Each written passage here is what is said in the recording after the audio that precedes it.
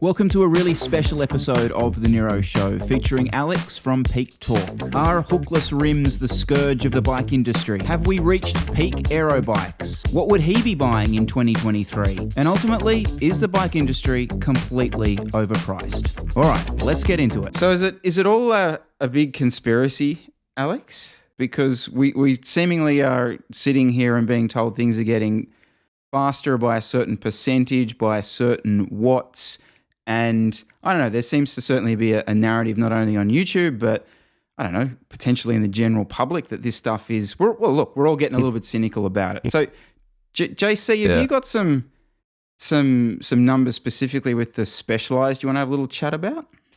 Well, this is what I wanted to get into with Alex, because the question I have is what is a marketing watt versus an actual watt? So if we go back, let's run through the S-Works Venge savings development. So original Venge Vias, super aero spaceship looking one, when that came out, They said that the bike was responsible for 2 minutes saving over 40 kilometers. Fast forward, the Venge comes out, and they say that the Venge is 8 seconds faster compared to the outgoing Venge Vias. So we're at 2 minutes and 8 seconds. And then the SL8 comes out, and it's 3.5 seconds faster over 40 kilometers than the previous Venge. So if you've kind of skipped forward, the SL8, they're saying is at least 2 minutes and, 12 seconds faster than the original Venge Vias. And that Venge Vias, I mean, if you look at it, to my untrained aerodynamic eye, I'm struggling to see how there's 2 minutes and 13 seconds there. Have you looked at any of this stuff, Peak Talk? Right, well, that's quite a tricky one to put me on the spot. I just had to pull the calculator out quite quickly. But I think actually from my own experience of aero testing, which is, I hold my hands up, it's all done outside because I don't really have access to a velodrome. I did a bit of track when I was younger, but not anymore. I haven't been in a wind tunnel as a cyclist. So all my numbers, spreadsheets, Excels, and the use of some, pitot tube sensors that I've got, I can kind of correlate my claims to the bike industry claims of the standard kind of 40 kilometer time trial. So I've got a good figure of it in my head of how many watts get you how many seconds. And we're generally talking about that, around that speed of about 40 to 45 Ks an hour in my experience. And this does correlate quite well with the bike industry claims that you're talking about 4 seconds per watt on average. Okay. So if we go back to your example just a minute ago of the original Venge, the really ugly looking one where the brakes didn't work, compared to the Tarmac SL8, 131 seconds, basically. You said 2 minutes, 11 seconds, there or thereabouts. 131 seconds. Now, that's 33 watts. If we do that 4 second per watt kind of calculation, that's 33 watts from the bike and, handlebar system, cockpit alone. I do find that quite hard to believe, that there's 33 watts in difference. Give you an example, my road CDA, my road position. If I'm riding in a comfortable kind of semi-aero hoods position, which I can sustain, well, for a sportive or Grand Fondo or even a race, like just riding quite comfortably on the hoods with the arms bent a little bit, not aero hoods, but just general riding on the hoods, versus the drops. My drops is only 15 watts faster at 40k than my hoods position because I've optimized it more for my hoods position, right? So for most people, that's a massive difference just from body position. And you'd normally say that body position alone is going to get you a much faster gain, a much like bigger gain than changing the bike frame. It's quite well known. Well, it should be well known. So hoods to drops for me is 15 watts. Yep. And original Venge to SL8 is 33 watts. I just can't see it. I just don't believe, because that original Venge was supposed to be the aero pinnacle when it came out, and that wasn't even that long ago. Like, there were aero bikes around, there are aerodynamic bikes around, even going back to like the original Cervelo S1 aluminium bike, when Cervelo was like still pumping out really top end engineering stuff. They made an aluminium S1, it's called the Soloist before that, and it had actually a proper knacker aerofoil for a down tube. It wasn't even cam-tailed, because at that point they were actually paying to extrude proper aluminium aerofoils.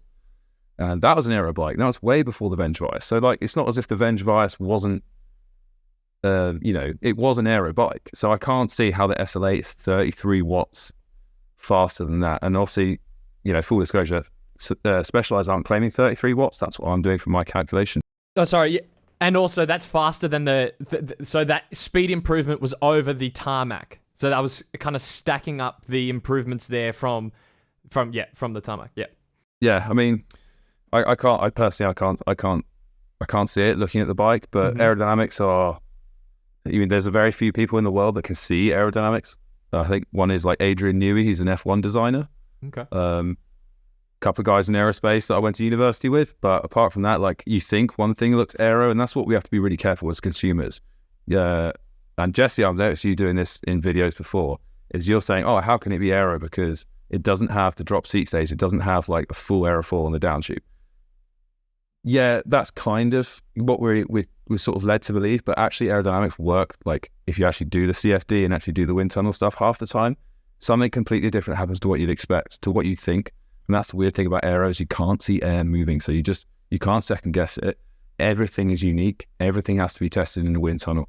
So sometimes a bike won't look aero, but actually its interaction with the other parts of the bike and its interaction with the rider as a system make it more aero. So it's all like claims at the moment, which is why trading standards can't go after Specialized or Cervelo or whoever, because it's so hard to nail down what they are claiming in like a product specification. So to follow that along, are you suggesting then that the aero effect of a bike or impact of a bike would change from rider to rider? Yeah, for sure. I mean, I think there are two. That's a good question. There are two elements to that. There's the interaction element, and then there's the whole kind of how much of a proportion of this total CDA is your body versus a bigger person. So let's just, not being rude, let's call you little and large at the moment. Okay, so Chris, you're little. Jesse, you're large.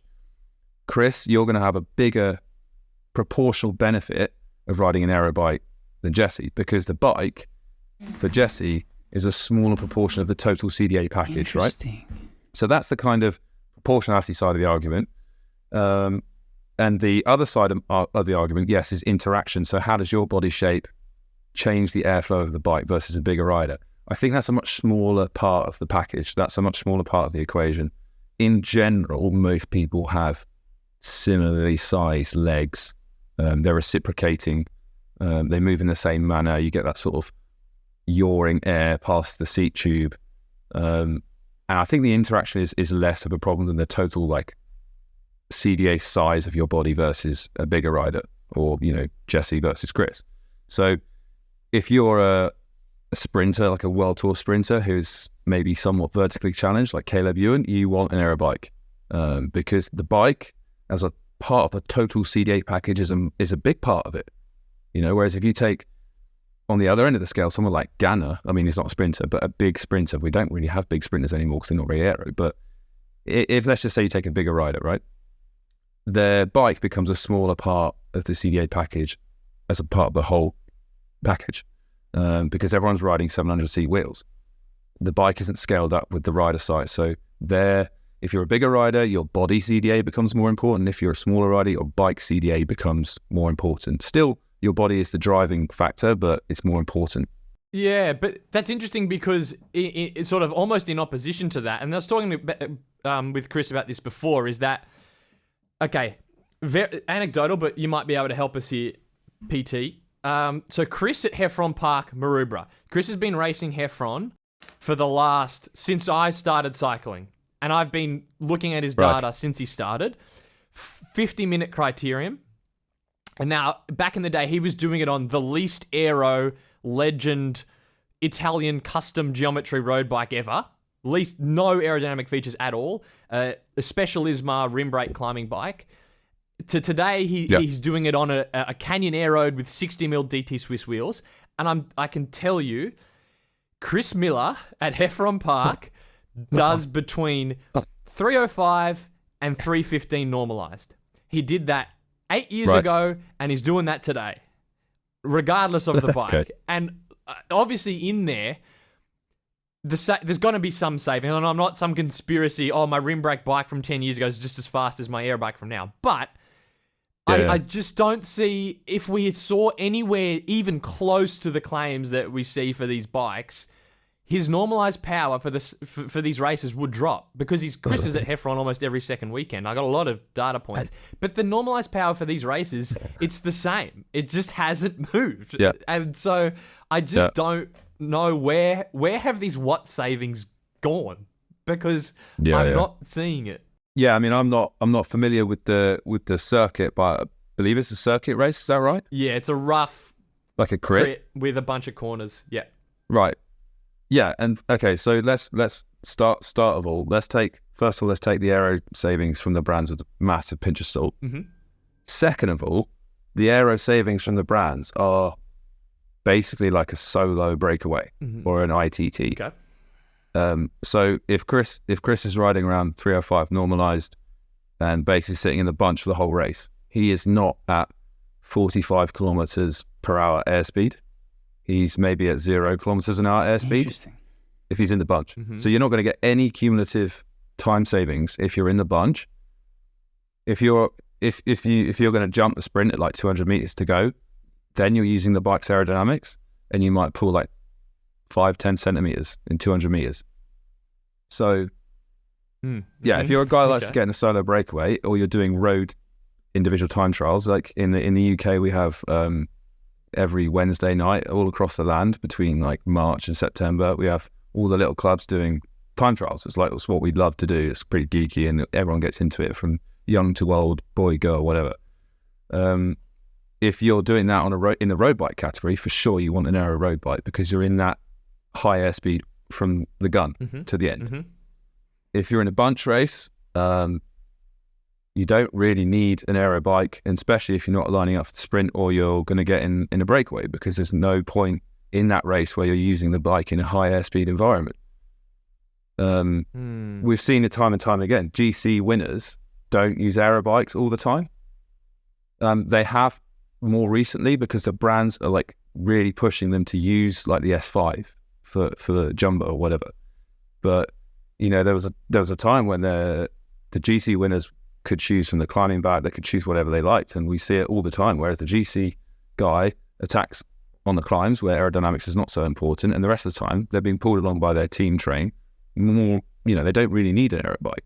So the Aero bike claims, don't forget, everyone can't emphasize this enough. If you're not riding solo, there's literally no point in an Aero bike, because the penalties, they're heavier. Like up until very recently, they've been super uncomfortable, because the seat post is like 50 mil deep and doesn't have any deflection in it. And then, there are other things like the integration. The cables are a pain in the ass if you travel to like overseas races. Like I used to do quite a lot of like amateur races all around Asia when I lived in Asia. Like I'm so glad I had a TCR. I could whip the handlebars off, whip the stem off like super quickly, pack it in a box every weekend and go somewhere else. Like I've got a new gravel bike. I've just received a gravel bike with like integrated this, that, and the other, and I've put off building it for like 3 weeks already, because I can't be arsed. But don't you think isn't that where the conspiracies start though, Chris? Because you start to go, okay, we're told these bikes are faster, and then you look at your actual riding or racing, and you're not really seeing it, and you can start to see why people go down the conspiracy route of, we're just being sold a pile of BS, because the stuff that they're marketing on doesn't actually really matter for 99% of the people that are going to be buying the bike. You put a video up. I was having a deep dive, Alex, through some of your content. Sorry about this. I went deep. I went very deep. And you put one up that was like peak road bike. And I think it's your giant TCR 2016, I'm going to say, maybe? It's 20. I think it's a 2016. It might be a 2017. I can't remember. And now. again, not to do the whole sort of old times were so good back in whenever, but fast forwarding then through to now, like, do you feel we've sort of reached peak, given what the UCI gives the manufacturers? Are we at peak Aero bike? Is there nowhere to go? I think I mean, there's so many. This could be a whole nother call for me in terms of the UCI limits and how we could optimize. I think within the UCI regulations, which are very, very strict, although the trend over the last couple of years has been loosening,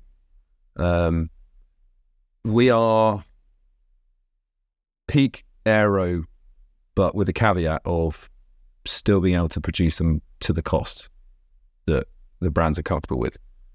I don't know if you've ever studied like the UCI frame builders manual, but you basically got a couple of pages set out, and it gets even more complicated if you're doing, track bikes or time trial bikes. But if you look at just road bikes, you've got plain material. you've got, it will put you to sleep if it's on a long haul flight. But you've got basically a load of boxes from the side plane that are limiting where the tubes can go. And the whole point is it has to look like the bicycle as we know it. And I've gone into this on another podcast a couple of years ago. I can't remember which one it was now, but in some regards, I think it's a very important thing that we keep the bicycle looking like a bicycle because of the whole socio-economic symbol of the bike. It connects people, it takes people to school, it earns people, their living, and you can still identify with something that is being used as basically a fun sport. So for the whole kind of symbolism part of the bicycle, I think that's important, but that's where it ends because it's very limiting on the aerodynamics. It's limiting on what we can do in terms of production. There are a few loopholes which I've been talking to someone about how to get a really wacky bike through these limits, but I can't go into it because it's under NDA. Because there's a massive loophole in the UCI manual that I don't think anyone has exploited yet. So watch this space. That's all I'm saying. But no, it is very, very. It's very, very limiting on what you can do from basically the side profile of a bike frame. So I don't know if you've ever noticed it, but one frame which is quite obvious in terms of this is the Canyon Aero or the Orbea Orca Aero, and even the old Canyon Aero, or even the old Venge as well. I don't know if you've noticed, but in a size bigger than a 58, the rear wheel cutout stops following the rear wheel. There's then a sort of weird gap at the top. Interesting. Where the cutout kind of diverges away from the tyre. And that is literally because that seat tube has to remain in that rectangular box going up from the BB to the saddle. So on the bigger sizes, you can't have the fully encompassing rear wheel cutout because it would be too wide to fit in the box. It's ridiculous. And that's why those big sizes of the aero bikes with the rear wheel cutout look stupid.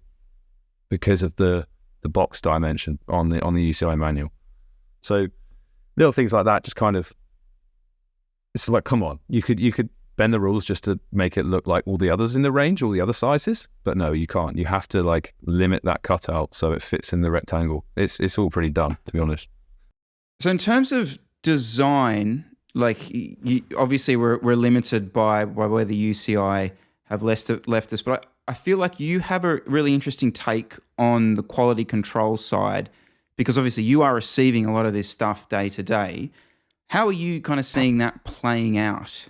Well, first of all, just for any background viewers who aren't completely familiar with my background, because I don't actually mix my sort of professional life with YouTube. So my cycling YouTube at the end of the day is a hobby. My professional background is in engineering, and I have experience to talk about this stuff because I've implemented composites projects in China, in Chinese carbon factories for mainly like automotive and robotics industry. So that's my background. That's my qualification to talk about QC in carbon stuff from China. And it's the first point I would make is that it's not limited to bikes. It's kind of endemic around other industries as well. And it requires a brand or a company on the whole, unless there are maybe some factories, maybe I could count them on one hand, where I would put a project in with a drawing pack and a design release to say, this is what you need to make, these are the tolerances, I'll leave it to you. I could count those factories on one hand, and I probably know of 30. So the others, I would say, need a professional engineer in there checking. Like, you just need a QC engineer in there checking all the time. And then I think Joe from China Cycling mentioned this on the podcast as well, and it's something I've I've dealt with in my professional career, as well as the stuff I get sent through the YouTube cycling channel to review, is that the COVID years where the factories were in sort of semi-lockdown, there was a big grey area whether they were open or they weren't, and the Western brands are pushing for like maximum shipment fulfillment because cycling is taking off during COVID. There's no stock, but the factories are offering limited supply. They are, getting stuff out the door that probably shouldn't pass QC. And so this is where we've got this big warranty loop coming back around now, 3 or 4 years later, and we will still see more. The warranties from the brands are just going through the roof, and that's not just from cycling, that's from everything, automotive, robotics, whatever you like. And the problem is compounded because during COVID, you didn't have your Western guy traveling to China so much. I used to do it. I used to travel from Hong Kong to China maybe once a week to check projects and, check the QC engineers are doing their thing. Couldn't go. Full lockdown. So, of course, there are problems associated with that. But even now, hopefully, fingers crossed, I actually had COVID last week, but COVID's gone now, more or less, as a kind of commercial problem. We're still seeing shit sent out from the Chinese carbon factories. And it's not just carbon, it's the basic stuff as well. Like, I don't know if you've seen, I did a wheel review that went up on my channel probably a couple of weeks ago now when you see this, from quite a close, I wouldn't say colleague, but quite a close friend of mine. He's been on your show. And the QC of that wheel set was horrific. And, there sometimes in the comments, as like a cycling YouTube reviewer, you get, you're getting a Peak Talk special, you're getting a Hambini special, where you imagine, before it gets shipped off with FedEx, there's a guy there, there's a team of people there, they're inspecting every little detail, checking all the spoke tensions, checking the tyre doesn't blow off, blah, blah, blah. Well, I can guarantee on this wheel set, there was no Peak Talk special. It was warts and all. And I love reviewing bike parts. I love getting free stuff. When I was a kid, I've been cycling since I was like 8 or whatever. My dream was to get like free stuff. Any kid who grows up cycling, it would be amazing to be sponsored. It would be amazing to get free bike parts to test. That dream's coming true, but it's not as glamorous as I thought it was, because I really want these young companies to do really well. But sometimes I get stuff and I have a template which I send all the brands that get in touch with me. If they write a decent email, I'll send them my kind of template back. And question number 1, is this a release product? Question number 2, is it the final product? If those questions are no, I'm not interested, because they're just using me for like free beta testing. And without an NDA and without like a contract, things can get messy if I say it's shit. And that's happened in the past. Brands have been jumpy about what I've said about their wheels and stuff. But the long-term effect is they actually realize they need to pull their socks up and do better. You referenced this in that video. It was like a passing comment. You said something along the lines of, I get the feeling I'm almost being used as a quasi-quality control engineer here. Like, you're being sent stuff that, let's run this past him. And I actually had a first-hand experience of that when I was trying to get the Fast Sports handlebars, the ones that you've been running. And in my correspondence with them, I was constantly being told by the Fast Sports representative that Alex at Peak Talk has given these the rubber stamp of approval. Have I seen his this on that and that on this? So it's interesting that you're being, I don't know if you're aware of this, but you're being used as that sort of almost that control. I think sometimes I am, but I'm pretty sure 9 times out of 10 they just think I'm going to give them a glowing review, and then try and get sales commission. And that's what I've said to other YouTubers, like, do not rely on sales commission alone, because it will change your narrative. You'll start liking brands before you've even got the product. You'll start getting hooked on brands. Even if they send you something shit, you'll be like, well, they're paying me a bit of sales commission, so I'm not going to say that in the video. You can't have, if you want to be a proper independent reviewer, you cannot have your sole income as YouTube commission or ad money or anything. So what I'm trying to do is which is why my videos are so low rent and sporadic. Sometimes I'll do 1 a month, sometimes I'll be 4 a month, is because I have other things going on to pay me my living. So when I do YouTube, I can be completely open. And sometimes, like going back to your question, I think most times the brands just think they're going to get a great review because I'm just another YouTuber, and they don't actually do the research into the channel. And then sometimes the brands, I think, do send me stuff for kind of testing, but they don't tell me it's still in beta, or they don't want me to sign a non-disclosure agreement. And then I'll put a video out on it saying it's shit. And then the brand goes crazy and sends me an email the next day and says, hang on, this product's not released. You can't say that. Like, take the video down. I'm like, well, where was the NDA? Where was the embargo? You know, it's on the website with a price tag. It's for sale, mate. So it's a product. And yeah, it's like, and I'm not having a go at Chinese companies. Like this happens in European companies, like not in my experience, not in like the kind of engineering-y companies, not like Switzerland, Germany, or UK. But I've had it with suppliers from other countries in Europe, in other industries. But it does seem to be like I'm not having to go at Chinese companies, but I have a lot of experience in working with them. It seems to be the sooner they can get a product out, the better. It doesn't matter if it's not finished. What is the design release number? What version point? What is it? Are you sure this is not still in beta? And one of the things I went to Eurobike, and I really wanted to see the L2 group set that's been quite famous on YouTube because Trace Fellow's got one, Joe from China Cycling's got one. I think David Arthur's even got one now, which he bought himself. And I said to the guy, I was like, "Why are you here at Eurobike? Are you looking for distribution?" And I made sure I was speaking to sort of like one of the directors, I think. And he said, "No, we're just selling on AliExpress." I was like, "Oh, okay," because there's lots of different AliExpress adverts for this. And also there's a bit of a language barrier, so I had to sort of dumb it down a bit. And he was like, yeah, but it's always the final version. I said, well, how does a customer know like when the next version is out? And he goes, oh yeah, well, it doesn't matter because everything's got a warranty. So I'm like, in my head, I was like, I'm never buying it. It just sounds like a right mess. Like, at some point in development, you need to go for your alpha, do your beta, release like the production one, and draw a line in the sand and say, right, these are all the final drawing numbers. These are our suppliers. This is our backup suppliers. This is a final like bill of materials. Boom. Nothing changes from like 1 to product 10,000, because that's what the big companies do when they do it well. Like, okay, big companies like Shimano and SRAM and Campy, they do have QC issues. Look all the Shimano cranks that snap. Yeah, and Shimano are kind of ignoring it still, but they have process control. They have like design release control. They know that crank number 1 was the same as crank number 10,000.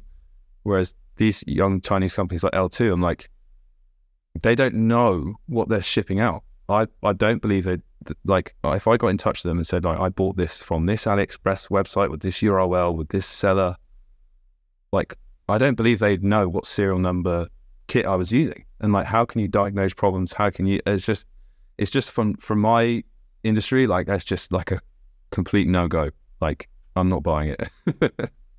But I'm conservative like that because that's like what my engineering background has told me. Yeah, I mean, ultimately, it's one of the big almost roadblocks for them to make that next leap into the mainstream conscious of us, to have this is the final version released now. Here it is. Here's the launch date. And out it goes. I think we're so used to that. Maybe it's just a Western world thing. I don't know. Potentially it's different in Asia, that we're so used to the first generation, the second generation, and we can get our heads around that. Whereas this constant evolving product, it's hard to know when to jump in. Do you know what I mean? I mean, that's, yeah. Yeah, exactly. Yeah, exactly. Yeah. At the moment, even though I still don't know what they're going to do that's going to make me think, okay, now's the time to buy. But I know that the really kind of baffling thing for me is that they've got everything on their side, maybe apart from the marketing, and the customers are quite remote. So from my personal experience, the domestic market in China is not buying L2. The domestic market wants the high-end stuff. They want Dura Ace. They want SRAM Red or Axis. L2 is actually sold majority to overseas, like these cheap group sets are for overseas people, because the Chinese they want the branded stuff. And it's kind of annoying because they've got everything on their side. Like they've got the production, they've got logistics, they've got numerous methods of shipping which can avoid customs. I don't know how they do, but they do. And they've got all that at such a low cost compared to the other players, but they're just missing a little bit patience and kind of maturity to think, okay, this is draw a line in the sand. This is V1. This is what we're going to sell on this platform, exclusive distribution. Everyone knows they're getting the same thing, because I think, yeah, you're right. Like as Western consumers, we're quite we like to be settled. We like to know, like, you're getting the best price, you're getting the best warranty support. I kind of feel like, Jesse, you're almost the person. You're the person who would buy this. You're potentially more than Alex and myself. I don't know. Maybe I'm speaking out of line. But what are you waiting to see? Like if you were going to go down this route, Jesse, are you waiting for the Peak Talk video that says, "Yep, this is it," or is it a Instagram like I mean, I wouldn't. I know it seems like I might go this route. I personally, not for something electronic. I wouldn't. I wouldn't go this route yet. What would I be waiting for? I think it's a similar thing that we talked about a couple of weeks ago, Chris, which is a local having for something electronic. At least from my point of view, it's low. Like I want to buy this from a shop, and that has some sort of local distribution. I wouldn't want to be just buying it online and having no real recourse aside from paying expensive postage to send it back if something went wrong. So, probably not the answer you wanted, but for me, yeah, I would wanting to buy this domestically. I kind of feel like we can't have Alex on and not mention the H word. Potentially, Jesse and I should just leave the camera for half an hour and say the word hookless, and we'll just trigger you and off you go. But given the fact we were just talking about quality control and the industry and conspiracy theories and the rest of it, obviously Jesse and I were talking about it the other day with old mate and his exploding rims. Can you... I don't know how to even frame this question, because it's a piece of technology that seems to solve a problem that doesn't exist for me. Can you maybe sell this to me, or just continue the issue? I'll also say, Chris, this also feeds the conspiracy, because this is just another check in the people getting stitched up by the bike industry box. So I'm going to just throw that out there, that the poor conspiracy people, the bike industry doesn't help themselves. Yeah, but if there is one thing I would say, look, I've got no problems with people making money as big corporations or companies. Like, that's what everyone seems to do. Like, there's no problems with people making money, making things cheaper, making processes cheaper. As an engineer, it's my job to make things easier to make, lighter, cheaper, stiffer, simpler to produce, more reliable. But from my background, like, we never compromise on safety. If there's a small hint of a safety concern or an increase in the safety risk because of something else getting cheaper or lighter, then you take 2 steps back. And this is probably the one thing in the bike industry where I do believe, like, they're evil. I do believe there's a slight conspiracy with this, that it's so pointless. It doesn't need to be there. Like, engineers. Sometimes I think SRAM is just pure evil, like pure Dr. Evil, or like Mr. Burns in the suit with the shoulder pads, just kind of looking down and be like, it's too expensive, like tightening. And that's what, getting lean. SRAM has been heavily like consulted on like leanness in every way. Like, apart from the marketing, it's a load of waste of money. But like the whole hookless thing is like the first argument I get on this when I give hookless a bad time, and I don't know if you guys realised, but that video about the hookless Tyre in Mallorca blowing up has been removed. Has it? I don't know no, I look for it again.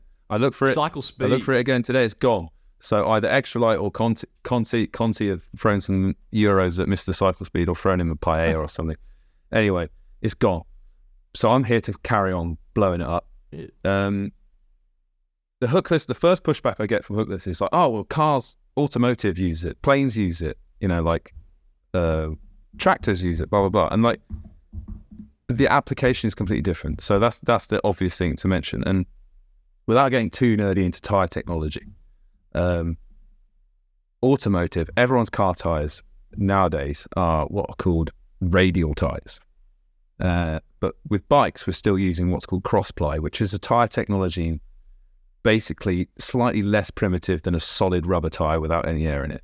Cross-ply tyres are kind of the first step into pneumatic tyres, and they were originally on all the cars back in like the 30s, 40s, 50s, when pneumatic tyres became a thing, because it was easier to produce them. It had the sidewalls had quite a lot of stiffness because of the amount of cross-woven fibres going from the sidewall all up and around the top of the carcass and back down the other side. And if you've ever got your Conti 5000, you've scuffed it up along like a joint in the concrete or the curbside, you can actually expose those fibres, those nylon fibres. And that is one of the cross plies that you are scuffing, you're exposing it. So it runs, I've done this little cut up to show you, it runs from this sidewall all around the other side to this sidewall, and it forms the base of the tread as well. And those are sheets of nylon or cotton that are laid up normally at like 25 degrees to each other.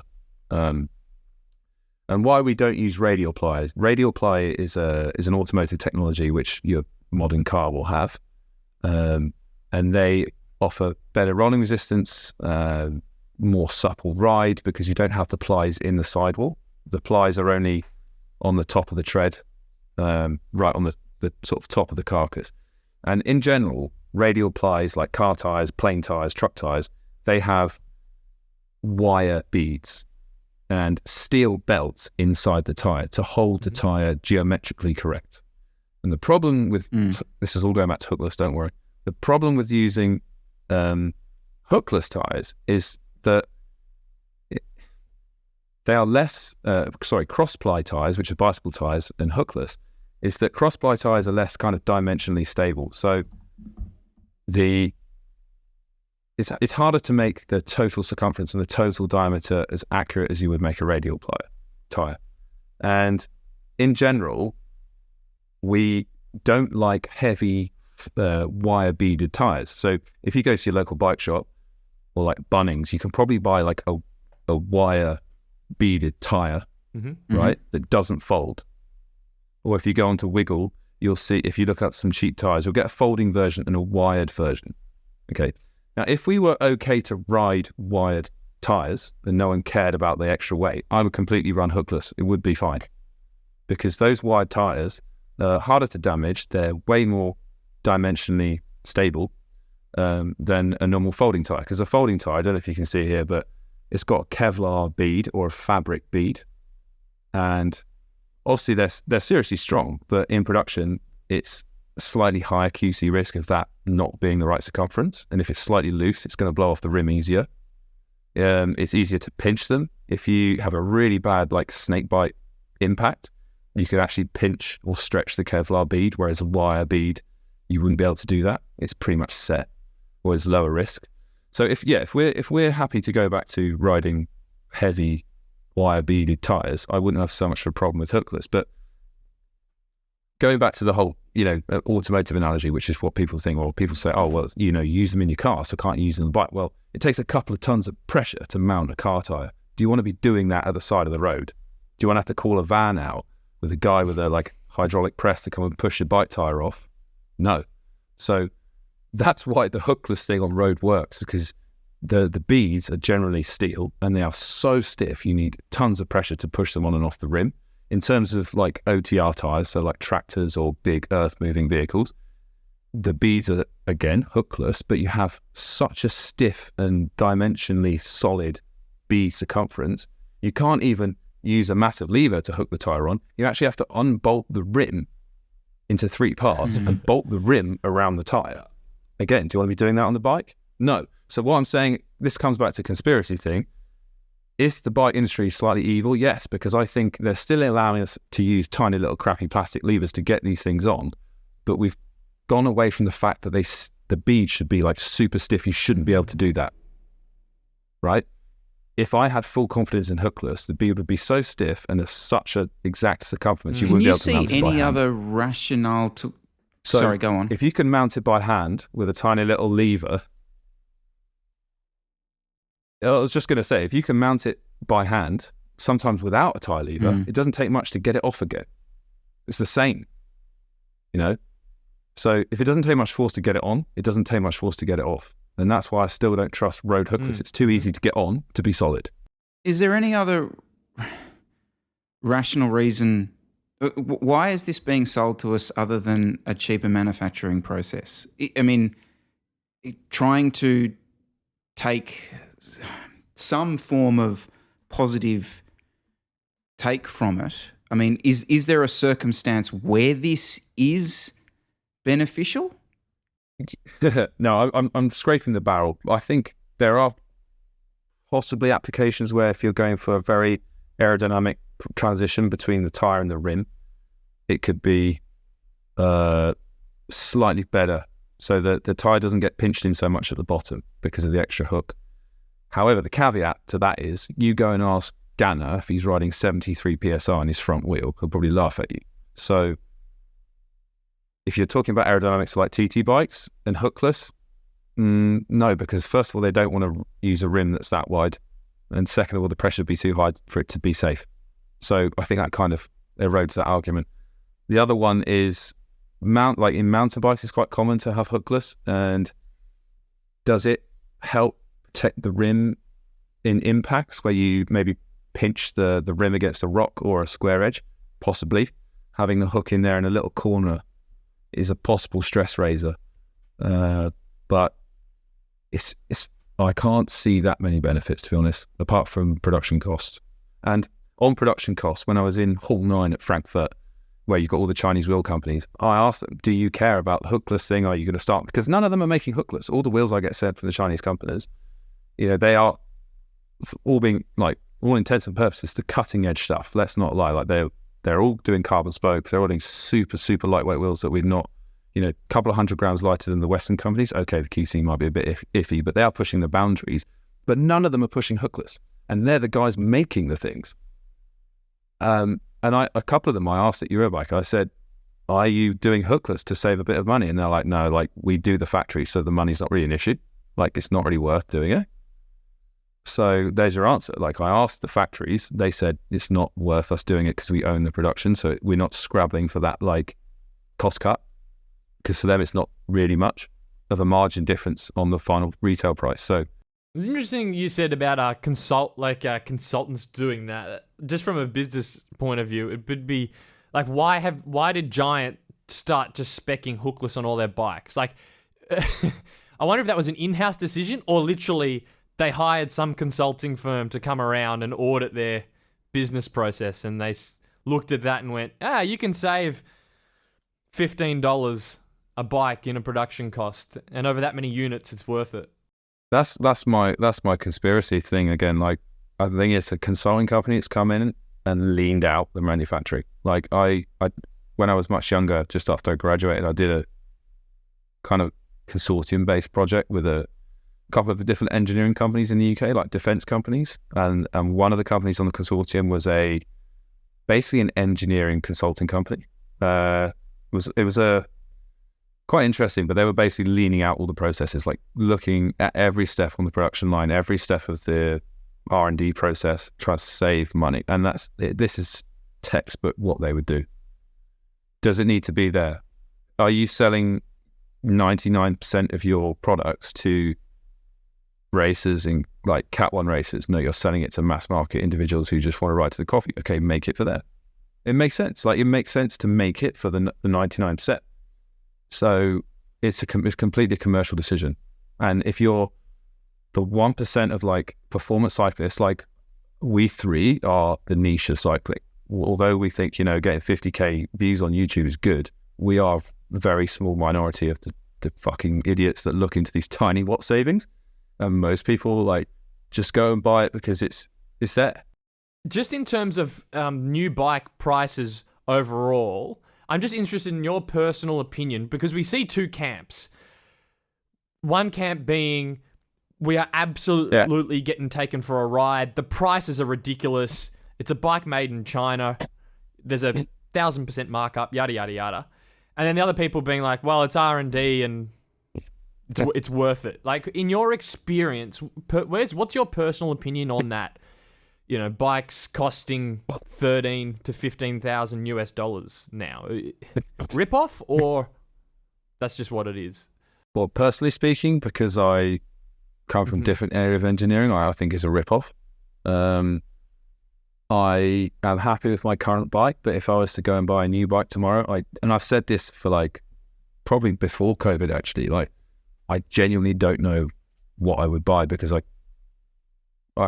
can afford to buy a new bike, but I just generally wouldn't want to put it into a bike because I just don't think they're worth it. I would be looking for something secondhand. My last new bike was actually my TCR Advanced SL, which, funny enough, is still the current like model year shape, but I bought it as a frame only. I bought it on a clearance frame only, built out myself, like hunted around for a couple of months for the part bargains. I bought one of the last 11-speed Dura Ace group sets available in the UK before it went to 12-speed.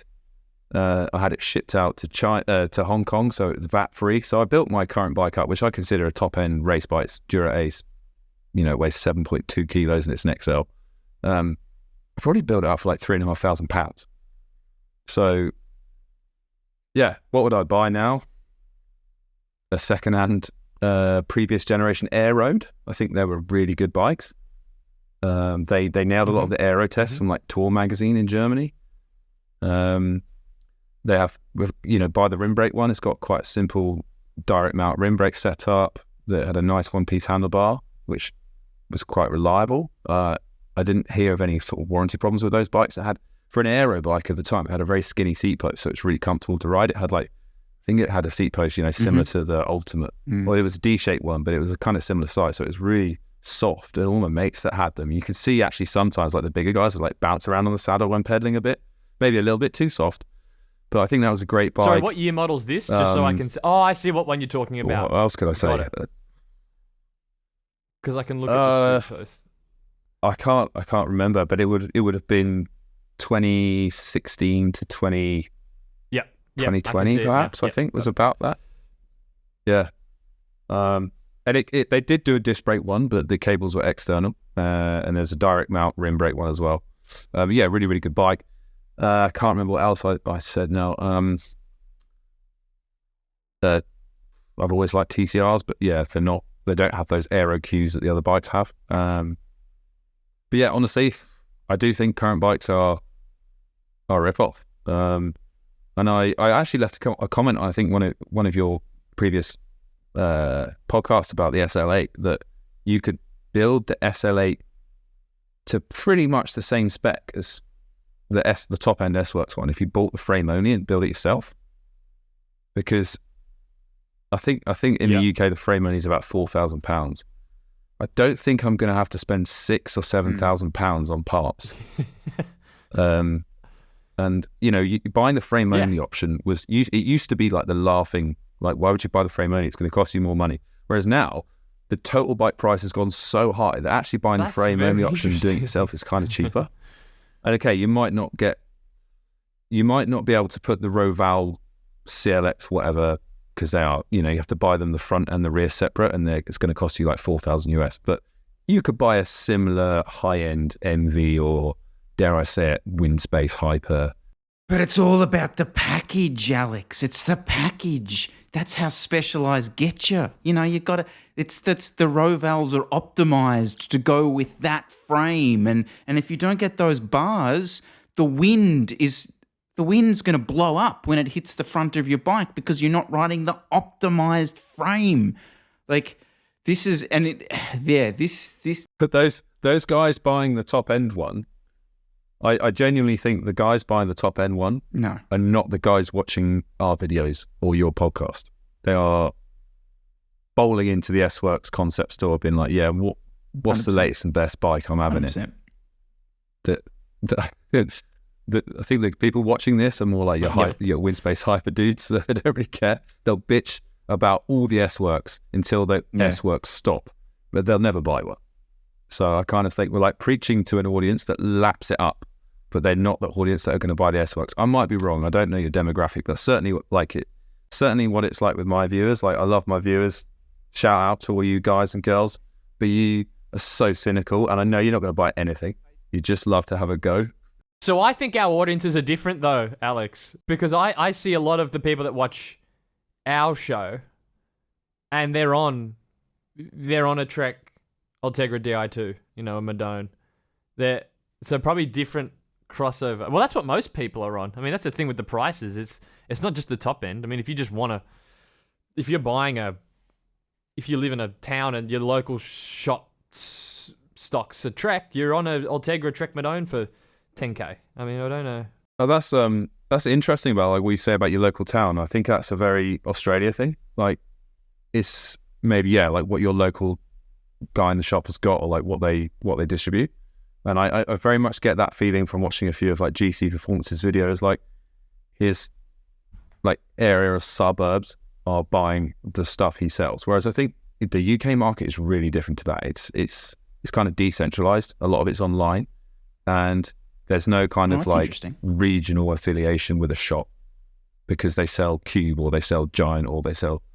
It's very much influenced by social media, and a lot of the bikes are just purchased online and delivered, or purchased online and then picked up in the local shop. I don't think we have. Oh, because I mean, I would push as far as saying that there are parts of Sydney where certain brands like you can like ride into a part of Sydney and be like, oh, suddenly there's more Treks. And then, we'll kind of laugh at like the northern beaches. Oh, Focuses. And, you go south into the Shire. It's Giants. And it's all because of the local distributors in those particular areas. Yeah. Yeah. I mean, maybe we have to, I can say, I used to live very close. I used to live in Twickenham. You guys have probably heard that from rugby. I used to live there, which is very close to, Twickenham is very close to Richmond Park. And that's probably the only place in the UK where you'll see 2 or 3 brands en masse. Pinarello, S-Works, and Trek, I would say. But that's not to do with like affiliation with distribution at shops. That's just pure money. In one of your recent videos, I saw you did an overview of your mate's Time bike, and I noticed you were all on Fast Sports wheels with alloy or steel spokes or whatever they're made of. None of you were running the carbon spoke wheels. I wanted to ask you this because I was running did a crit on my Windspace wheels with the carbon spokes, and then my Caden wheels with alloy spokes. And the cornering difference was night and day. Like, I was cornering like an absolute Hubbard with the carbon wheels. Really? Where the carbon spokes. Regular spokes felt so much better through corners. Yeah. And I couldn't tell if that was just a wheel difference or is there a carbon spoke difference, but the stiffness. I mean, if you're going up doing a hill climb time trial, it's probably fine. But have you noticed that the carbon spokes are just too stiff? I must admit my racing days are behind me, but I have noticed, so not so much in terms of cornering, but more in just the sort of vertical ride quality. The carbon spokes, when I first got the first set of Windspace Hypers, 3 or 4 years ago, I did notice that I had to drop the tyre pressures to get the same level of comfort as I did on my old wheel, which actually made the whole thing slower, because then I'm sacrificing rolling resistance through the tyre because I've got such a stiff element as a spring in the wheel system. So my first reaction to the carbon spoke wheels was, I don't like them because I'm sacrificing rolling resistance. I'm dropping the tyre pressure way lower than what I used to. Areas like, let's say you lived in Mallorca, right? I'd love to ride the carbon wheels because on the majority of those, main roads, they're super smooth tarmac. They don't get too much snow and ice, or they have lately, but this winter, snow and ice, breaking up the roads. But my general go-to wheel for like UK roads and general crappy potholes and broken surfaces would be, CX Ray steel spokes because they're more, they're more flexible. So up and down and side to side, so I can actually lift the tyre pressure a bit and go faster on the smoother sections due to improved rolling resistance. And then when I hit a rough section, I've got a bit of extra spring rate in the spokes. So, and I've always said this about bikes is that majority of bikes, particularly like Northern European roads where we've got all sorts of bad roads because they have to suffer, quite big temperature extremes, majority of bikes and wheels are too stiff, which in some respects has driven the whole wider tyre movement to claim back some of that comfort by being able to drop the tyre pressures without getting punctures.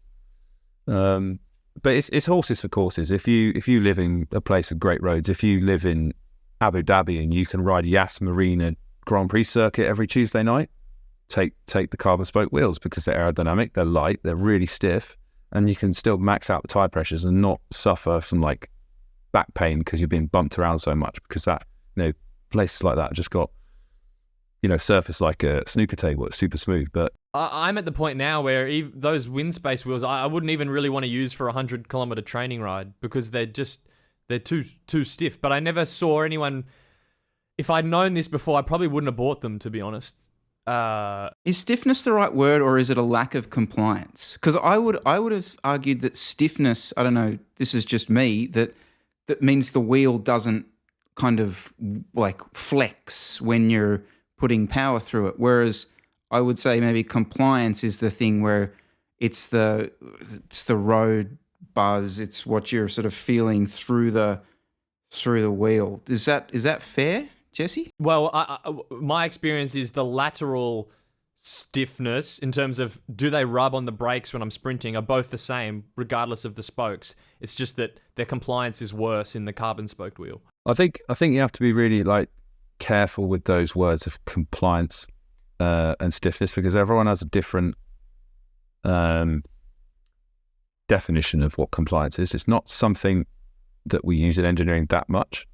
We would say you can break it down into two words: is stiffness or vibration damping or vibration attenuation.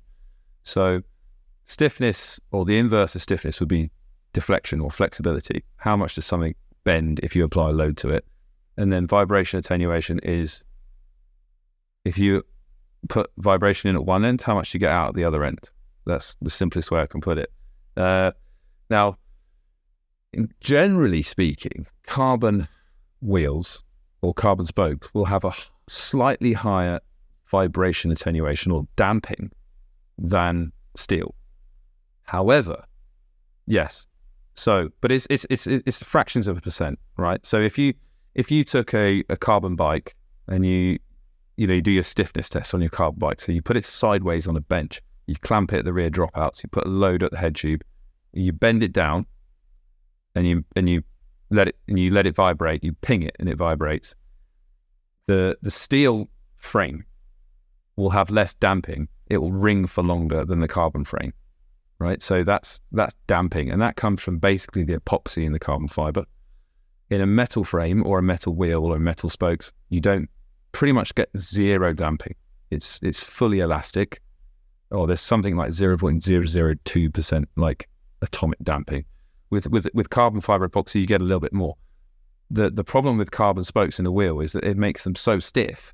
Any kind of extra vibration damping that the carbon epoxy is getting is you're not feeling it, because the wheel is just transmitting every input and deflection up into the bike and up into the saddle. Yeah, there is more damping in carbon fiber epoxy, but generally the added stiffness overcomes that, and so things feel harsher. I mean, it appears more premium in a wheel set if it's got carbon spokes. So I feel like it's potentially a step backwards if every brand, it's a race to have carbon spokes because it looks better in the description of the product, but actually it doesn't ride as well. In my opinion, it's a step backwards for most people. But at the end of the day, it's horses for courses. If you consider the wheel as part of the suspension of a bike, this all goes back to saying bikes are too stiff, but we don't have any real suspension in bikes, so we deal with basically just the tyres, the saddle, the seat post, and the bib. The chamois and the bib is all part of like the spring in series system. So essentially you've got many springs all in series adding up to the total deflection or stiffness of the rear end of the bike. And the wheel is one of those springs just in that series. And if you've got a really, really stiff wheel vertically, you have to adjust the spring rate down of the other things you can adjust. You can't really adjust your bib You could adjust the bib. We could get a Peak Torque licensed, approved chamois in our Nero suit. We can get this Peak Torque stamp of approval for arse vibration dampening. Yeah, you could get you'd get an extra thick one for heavy riders, because someone commented on my video the other day, which I thought was a really valid point. It's like a 50 kilo rider gets the same chamois as a 100 kilo rider. And I was like, yeah, that's 100% different operating window. Like why have we got the same chamois? You know, like it's crazy. You've done probably the most real world testing, or the most relevant testing to what I can suits or what my riding is.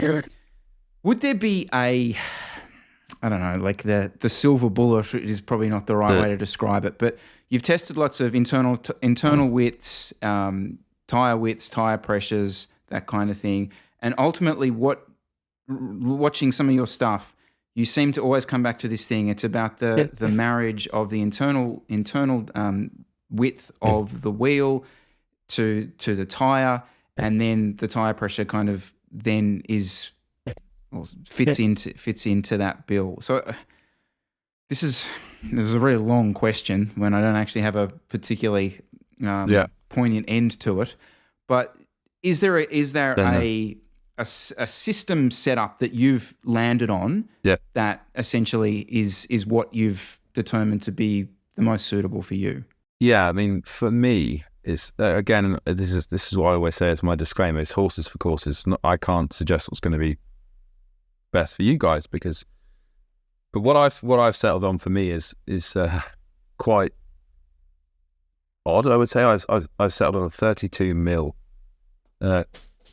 Sorry, just dropped something. Let me start again. Again, it comes back for horses for courses. What I suggest for myself might be the same as you, but from what I've settled on, and it may sound a bit different to most of you, is I got a 32 millimeter Conti 5K TR tire on the back, and I always run a 28 on the front.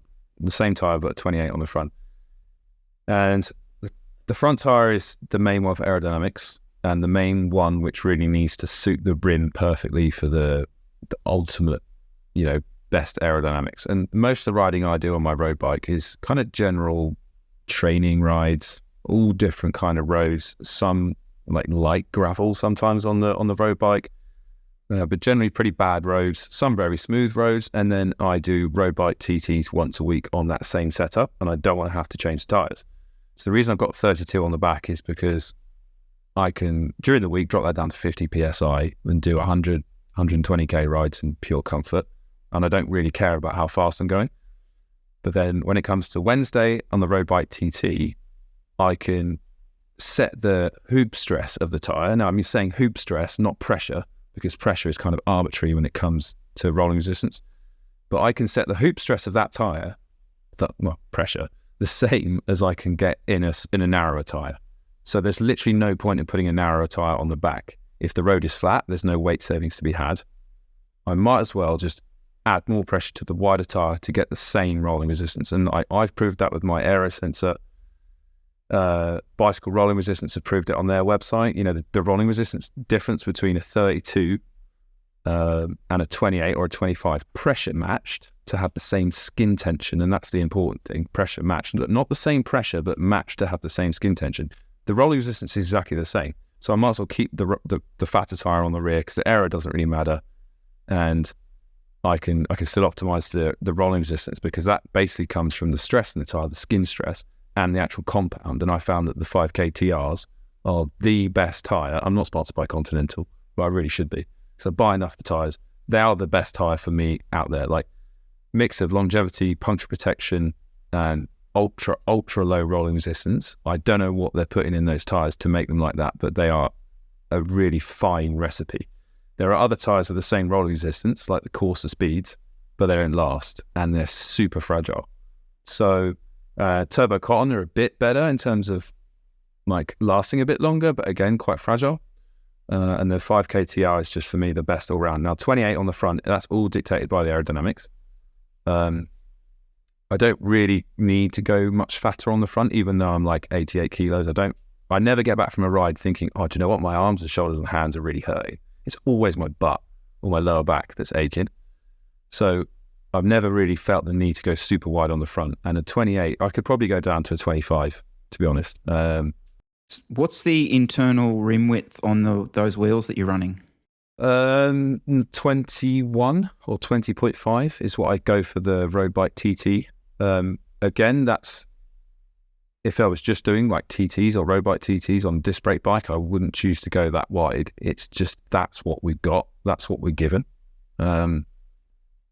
I believe, a slightly narrower rim on the front is faster once you go above 40 k's an hour, and the testing shows that. But I don't do the road bike TT on my rim brake bike because the whole time I'm riding my bike, I'm always testing something. So can you say? Sorry, can you say that again? So at what did you say? At 45 k an hour, the narrower rim is more aerodynamic. Yeah, my tests show about above 40. It's not even 45, it's 40. The narrower rim is pretty much always faster. And I keep coming back to this, and one of the fastest wheels I've tested is the Windspace Hyper, the original one, the Gen 1 Windspace Hyper. And now if you look to that now, even though it's only 2.5 years old, if you look to that now, you would say, oh, that's old school, it's almost V-shaped, and it's narrow. I think that was 19, well, I say narrow. It's 19 mil internal, and the new one, I think it's 20.5 or 21, and that's actually one of the fastest I've ever tested. Interesting. And yet the reserve wheels that I'm running they're set up as a wider front wheel. So it's like a 25 mil internal, 24 on the back. And their claims are that the wider front wheel is more aerodynamic, and it's shallower, so the rear is deeper. Is that so? But the downside of that, Alex, would be you have to run a narrower tire, which people don't want to do these days. Is that why the reserve would be so wide, so you can run a 25 or 28? So you can run a wider tire in general, which is what the trend is going to. But if you're talking about out and out speed of solo TT or solo breakaway, you generally can't get around the physics that smaller frontal area will give you a smaller CDA. And so we're back to conspiracy territory here, because now you're saying, well, actually, if you want a faster bike, you should use wheels from 5 years ago, because they'll be faster at the speeds that they're doing the testing at, which is usually their testing's 45 k an hour in the marketing. Yeah. I mean, it's one thing for the pros, another thing for us, because again, like I said, the 99% are buying a bike they can ride throughout all conditions. They don't really pay too much about the watts, the small watts here and there, and they want a front wheel that they can hit a pothole with a 32 mil tire, and it's probably not going to puncture them, and then they'll get a larsia that they've broken the rim or whatever. But you can't cheat the physics. If you want to see what's fastest above a certain airspeed, go and look at what Ineos are doing on their front wheels. They've got. I'm not going to lick Dan's ass too much because I do enough of that already. But they've got Dan Big. Knows what he's doing. I speak to him quite closely, like most weeks, I would say. So I do have some insider information, which he's trusted me with. But if a 25 mil internal wheel was faster, Ineos would be using it. All the pros would be using it, but they're not, are they? So it's not faster. It's just not. And we can talk about conspiracy theories, but this is one where I'm stumped because I don't know why they're pushing 25 mil as an internal width, because my downhill bike's just over there and that's got a 25 mil internal front wheel. Wasn't it the first thing I said to you, Chris, when I saw you riding that bike? I said, you are on a gravel bike. Those wheels, they're that wide. That's what it looked like. Are they hookless? No. So the reserve ones aren't hookless. No. Oh, because the trend for hookless is to go wider, so the volume increases, which is beneficial for tubeless, because if you've got a more volume at the same pressure, you lose less before the puncture seals. Okay. So increasing volume of the rim cavity, you can increase the volume of the rim cavity, don't forget, without increasing the size of the tyre. So let's say you had a rim with a super deep bed. It was just, when you inflated it, it took ages to inflate because you're basically just pumping up that whole pressure vessel. You can still do that with a 32mm tyre, but you can get, you have more chance for the tubeless sealant to do its stuff before losing all the pressure. So maybe that is one reason why you'll see, I mean, I'm just thinking out loud, I've not actually thought of this, but it's just a theory, I've just thought it whilst we're chatting about it. Maybe they're just trying to increase the total volume of the pressure vessel to help tubeless work on road. That's possible, I don't know. But from a pure like racer point of view, I wouldn't ever pick one that wide. And my testing is, it's not world class, but I've got a pitot tube, which I've got laps and laps and laps and laps of data in on the same course with the data engineer helping me validate all this stuff. Matt, shout out to Matt, is in Canada. Hey, Matt. And I've never tested a wide rim that's faster. The wider rims that I've tested have always been slower. Interesting. The caveat is the road is a smooth road and it's optimized for like higher tire pressures. If I was to go to a very rough road, then I need to drop the tire pressures to get like the vibrational losses down. And therefore the wider rim and wider tire may be faster because aerodynamics is not so important. So it's not just about the aero, it's about aero, pure rolling resistance from the rubber, and then vibrational losses, which we haven't really spoke about, which is another massive part of tire pressure and tire size. Do you think this is potentially where Jesse's rim brake love affair will ultimately run out? Is it the wider tires, the lower rolling resistance, this technology 3-4 years down the track that he won't be able to fit his calipers over it and he'll go, you know what? Gee, that does look a bit faster and a little bit more comfortable. Yeah, but before we get on to that, we haven't really mentioned this. Rolling resistance is made up of two things, like the kind of chemical, not chemical, but physical losses in the tyre called hysteresis, where you stretch it and it doesn't return to its original shape. That's hysteresis, or frictional losses inside the tyre. That's what you get on a pure smooth road on any tyre. And then you've got vibrational losses, which are, let's say you're going from a very, very smooth road at 40 k's an hour onto a really rough cobble section or a piece of rutted tarmac. You suddenly feel like you've hit sand. You slow down because all the kinetic energy you had just plain forward is now making you go up and down on the bike. Your whole body mass is moving up and down. F equals ma. It's taking force to do that, and that force has come from your original forward momentum. Unfortunately, vibrational losses mean you can't put that up and down jiggling of all your muscles and tissue back into forward momentum. So that's why you suddenly lose speed when you hit rough sections. And if Jesse was to do like Paris-Roubaix on his rim brake bike with 28mm tyres or 25mm tyres, I don't know what you can fit through your calipers these days, but there is a crossover point where the wider tyre at lower pressure for sure is faster on rough stuff because of vibrational losses. And we see like in pro tours now, like they're trying to integrate like more in like world tour racing, they're integrating more rough roads, they're integrating more kind of cobbles, even in like non-cobbled races, even more like gravel sections on certain, tour stages. Well, they've dropped a bit this year, but a couple of years ago they were trying to put gravel like down everywhere. And all those kind of rougher terrains where vibrational losses are really coming into it, then it doesn't really help the rim brake bike's case because of the limiting tyre width. You're a YouTube engineer. You're an actual engineer, but to us that just watch you through YouTube, you're a YouTube engineer. So you were saying you're working with you don't give any details because I know you had an NDA, but working with some sort of bike company.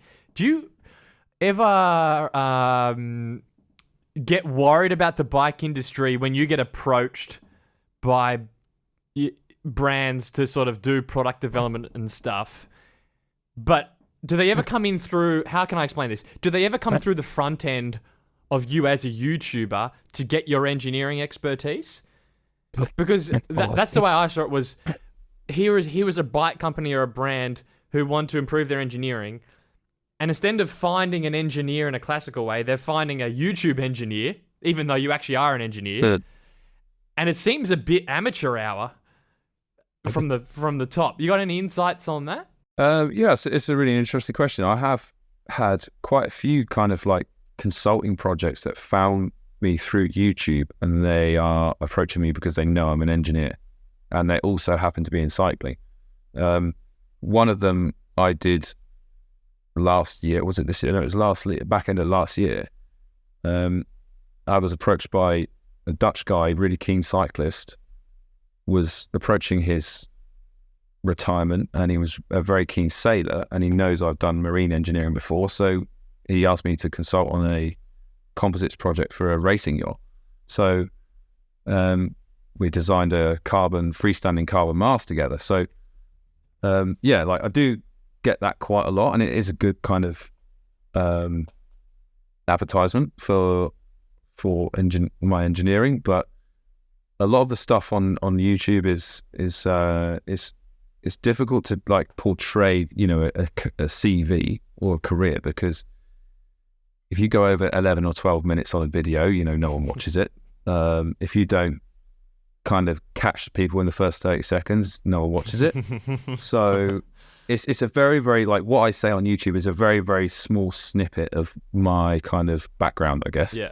But yeah, I've had, on the other side of it, I've had a really interesting, and I hope, you know, in the not too distant future, you'll see this come to light, but I've had a very well-known brand approach me from the YouTube side just to do beta testing. And, you know, it wasn't a Chinese wheel company. It was actually laid out as beta testing from the get-go with a proper contract, NDA, all that stuff, embargo.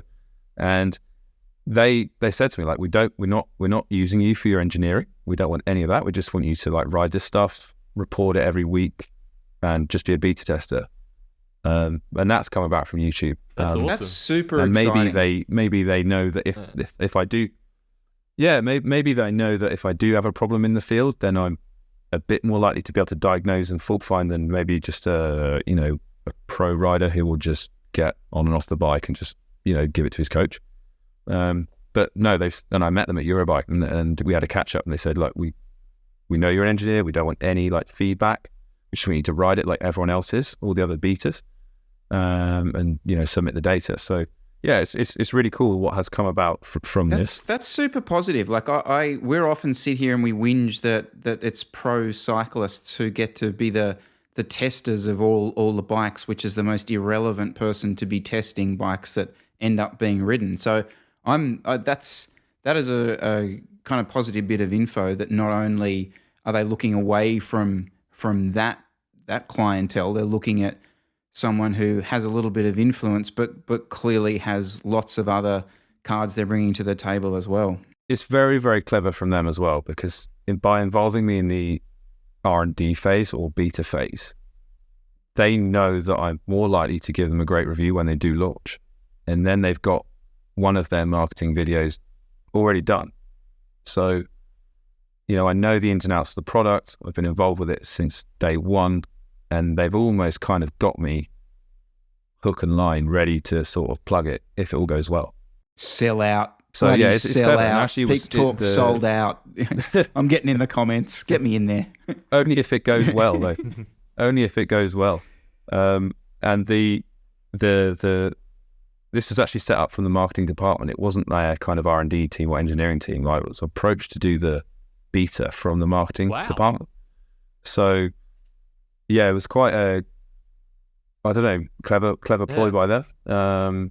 Because I know for a fact that I'm the sort of like average punter trying to squeeze in 1 hour every day, sometimes at like 6 a.m, sometimes on lunch hour, sometimes like 9 o'clock at night, when the other beaters are all like pros doing 30 hours a week, and I'm struggling to do 8 or 9. Let's guess. Who is it, Chris? Can we? Let's guess. Let's guess. Ooh, I reckon yes. it's Cadex, Chris. I reckon it's Cadex. No, it's not them. You're not. Okay, all right. I have no involvement with Giant. Never have done. I just like the bikes. nothing to do with them. I was going to say, it's an interesting story because to me it seems like the Dan Bigham story is along a similar lines of, at least from the outside, someone who just looked like an aerodynamics hobbyist who then seemed to have just amassed a huge amount of testing and knowledge and then inadvertently became a professional in the field through the most roundabout way, it looked like. Now, obviously, you have an engineering degree and background, and you've actually, in reality, done the opposite. But it looks like an interesting story in that something unprofessional led to something professional.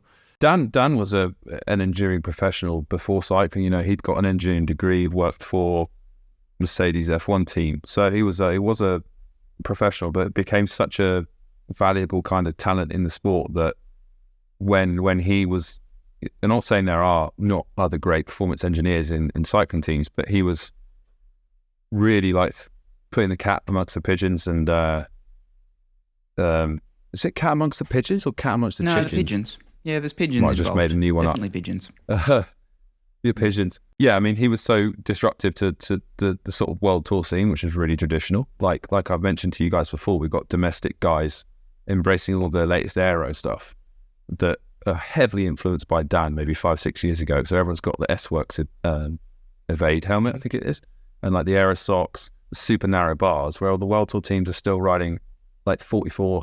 I mean, you got fucking Nibali with his 20-inch shoulders riding 44 bars. Like, come on, we're dying to disrupt this tradition of just these old like Italian dudes there with their like body warmers and their like Gucci pumps, just chilling, not actually doing any thinking. Like, and then it was long overdue that someone like Dan got into cycling, because you wouldn't get that. You don't get that in other sports. Can you imagine that in like motorsport, in F1, where everything was just done because we'd always done it like that? No, you disrupt. You try and break the rules, or not break the rules, but you try and, you get loopholes and stuff, and you start making gains. And it was like long overdue. That's why it does seem so amateur hour, because you just have these seemingly oddball kind of dudes that come in and just flip things on their head. And it's like, how did this not happen before? Like, what are you guys doing? In a different side of cycling is like another one of your guests, Patrick Lanson Rouge. Mm-hmm. No, I don't want to offend him, but when he started, you got this geeky dude doing bike racing reviews from his bedroom. But now he is the most qualified talent scout in cycling. That because he watches more cycling than anyone else. So he's become the hottest commodity in my point of view. Like, you have it in soccer, you have it in rugby, you have people paid to literally watch as many games, watch as many youth junior games as they can to find talent. I don't believe in cycling we have that. I mean, in Belgium maybe, but in the UK and other countries in Europe, I don't think there's that level of scouting. But what he's done by YouTube is create himself this like commodity that he is the most valuable part. And it's like another YouTuber that's then got into cycling. I think he does consulting with Jumbo. Yeah, but you only seen that it's been the last 5 years. Yeah, it just came out of nowhere. Just suddenly these experts who are seemingly just YouTube experts, but they're actually good. They're actually the best in the field. It's How about a little bit of quick fire? Unless I don't know, I've just written a few random things down here while we were chatting. If you guys, I'm ready. Yeah, go for it. All right. Who's the better engineer, Peak Talk or Hambini? Peak Talk's a better looking one. Because I ride more. Confirmed. I ride more. Yeah. No, to quick note about Hambini, he's not the dickhead he comes across online. Like, in person, he's super like, what's the word?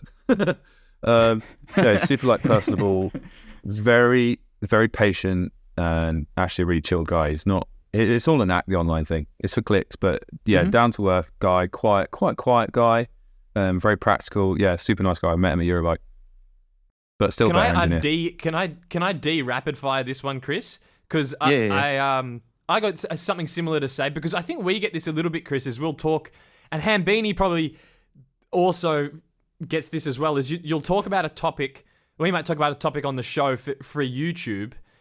But you're saying we're discussing it in a way that is fun and not too serious and not covering every base. And then people in the comments will come in and be like, yeah, but what about this or XYZ like that? And I think Hambini probably falls into the same thing, where you're saying something in a way that's you're not trying to tick every box because he's not writing a thesis on it. He's making a YouTube video on it, and it's more fun. It's more lighthearted, and I'm guessing he's nicer and also more knowledgeable in person than it comes across in a YouTube video. Yeah, for sure. You can't win on YouTube. You guys know what the comment section is like. You put all this work and hours in editing and setting up into a 10-minute video, and there are people never happy. And you're like, oh, sorry, I'll give you your money back. But you just can't win. You'll always get people, you know. There is a style, I think, you're right, Jesse, to the sort of conversation that, and even this, the way we're talking today, that we're not trying to answer all the questions.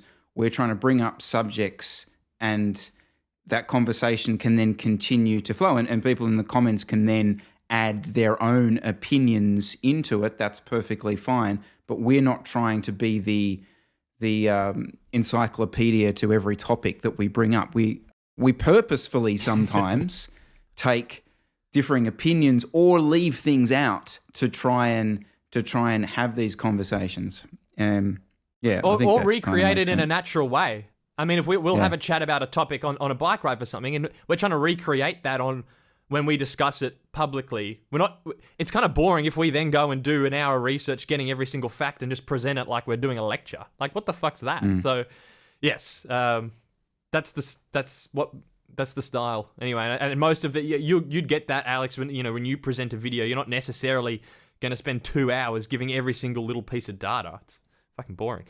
Yeah, maybe I used to fall into that trap a little bit. Like, I would present it like, something I would do at work or a report, but actually then if you do that and you try and cover every single base, there's nothing to talk about in the comments. So it's not worth it. Yeah, it's literally not worth the time. Is Josh Tarling legit? Is he the next big thing? Yeah, I mean, a lot of people have.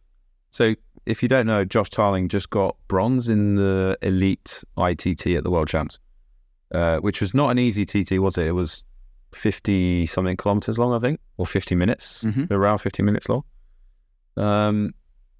People are saying, oh, who's this guy? He's 19, he's come from nowhere. Well, he hasn't come from nowhere. He's been racing in Belgium since he was like a teenager. He got silver in junior ITT World Champs 2021, got gold junior ITT World Champs 2022. Literally a couple of weeks ago, he got second place in Tour de Wallonie, which is like UCI, what they call it, 2-point pro race in Belgium. And the guy who won that, Ghana won that. So it's it's a pretty big race. It's certainly not come from nowhere to silence a lot of people who just don't know him because they don't follow the sport really, or they only know bloody Vingegaard and Ghana. So yeah, he's a big talent. Like he's I think probably one of the biggest UK talents that I can remember, maybe since Pidcock came on the scene, because he's a big guy. He's 1.94 meters, but he must churn some serious watts to be up there with like Remco and Ganna in a TT, because his CDA can't be that low because he's so big. It's certainly a higher CDA than Ganna. So not just because he's bigger, but also because he is for sure not as optimized as Ganna, because he's not had that level of support in his career yet. If you look at his kit, it's not the same as Ganna's bike. His position's not the same. He will get to that level of support when he gets more results, but higher CDA than Ganna, which means higher watts than Ganna. And then when you look at Ganna's watts, it's like, it's incomprehensible. What were you estimating Ganna was doing for the TP? Not the TP, sorry, the individual pursuit. So this is interesting. Just before I put this video out, I made a video go live on Ganna versus Dan Bigham IP World Champs. And I calculated in that video that Ganna's, sorry Dan if this was confidential, but I've just put it out there. I estimated Ganna's wattage between 580 and 600. Dan confirmed to me that I was right. So there you go. I'm not going to say the exact figure, but Dan told me the exact figure. But it was between 580 and 600. So yeah, for 4 minutes, 500 and it's quite big. Dan was a roughly 100 and something watts slower. 100 and something watts less than Ganna. and only a second. Not even. Well, same time. Same time. Yeah, 0.05 the seconds and 100 watts less. So if the real geeks out there will put that into their Excels and find Dan's CDA or power, because Dan didn't use a power meter and Gunnar did. Yeah, he had Aciomas on by the looks. That just seems so amateur, doesn't it? You got this kid on our bike and just slap some Aciomas on. It's like, what the hell? They've got a custom crankset which is a narrow chain factor. On that bike, on that Pinarello, the chain factor. Not chain factor. The Q factor is actually 118 millimeters, which is 40 millimeters narrower than a road Q factor. So there is speculation that Gunnar actually biomechanically would be, he needs actually a Q factor wider than that because of his hip size, I guess, his hip width. Yeah. The benefit of having that, yeah. I thought all the Aero dogs run speed play, the Aero pedals. He's losing half a watt there. He's obviously got a higher seat if he's not running the low stack speed play conversion.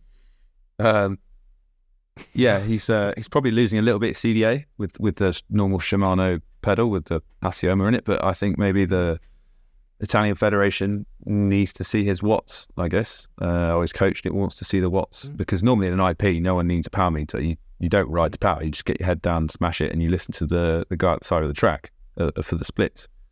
So you're not even allowed to have a head unit, even if you're recording it. No, exactly. So yeah, I maybe he just needed it for the biomechanics.